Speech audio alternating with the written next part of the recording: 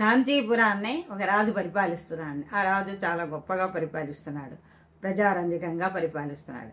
కానీ ఒక చోట చీడపురుగులు ఉంటారు కదా, అలాగే ఒక వర్తకుడు ఒక చీడపురుగు. అతను ఏం చేస్తున్నాడంటే తమాషా పట్టించి నవ్వుకోవటం అది చేస్తాడు.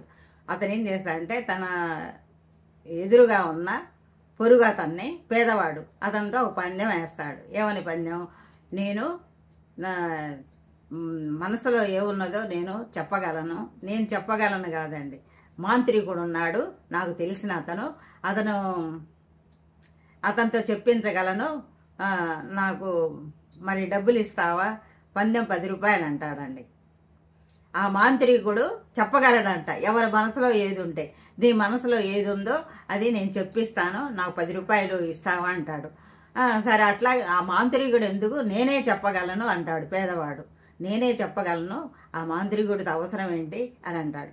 అయితే ఈ పేదవాడు ఒక పందెం వేస్తాడండి. ఏమని?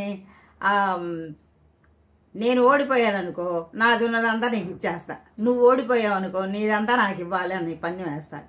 మరి ఇట్లా అయితే ఇవ్వడు కదా అతను.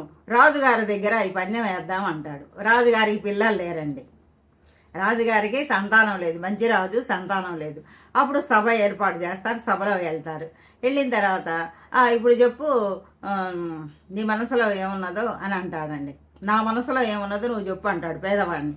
ఇది వర్తకుడు. అంటే ఏమున్నది నీ మనసులో? మహారాజుకు సంతానం లేదు కదా, భగవంతుడా మహారాజుకు సంతానం కలిగించు, మహారాజుకు సంతానం కలిగితే మీకు ఆనందంగా ఉంటుందని మీకు మనసులో ఉన్నది అని అన్నాడండి. అంటే కాదు అంటే రాజుగారి కోపం వస్తుంది. అందుకని ఇక దేవుడా అంటూ ఒప్పుకుంటాడు. నిజమేను, నాకు రాజుగారి సంతానం లేదని బాధగా ఉన్నది, దేవుణ్ణి ప్రార్థిస్తుంటాను ఎప్పుడు, కరెక్టే అని తనకున్నదంతా తనకి ఇచ్చేశాడండి. తిక్క కుదిరిందిగా, ఇతను ధనవంతుడయ్యాడు. అదండి అహంకారంతో ఇట్లా పందాలు వేసిన వాళ్ళ కర్మ అలాగే కాలుద్ది. జై హింద్.